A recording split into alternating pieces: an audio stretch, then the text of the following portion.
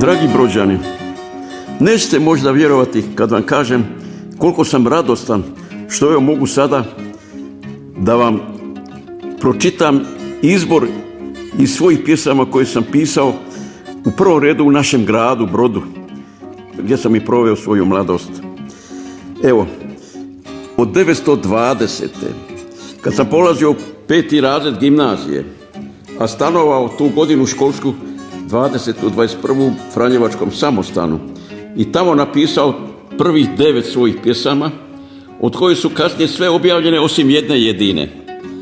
Koga zanima ta jedna jedina koja nije objavljena, može uzeti moja sabrana djela i vidjeti što je sve objavljeno i naći tamo u samostanu, u onoj sobi gdje sam ja stanovao, popis prije nekoliko godina koji sam načinio za tu sobu, za Franjevački samostan, popis i tekstove tih 9 pjesama i ustanovit će onda koja od njih nije još objavljena.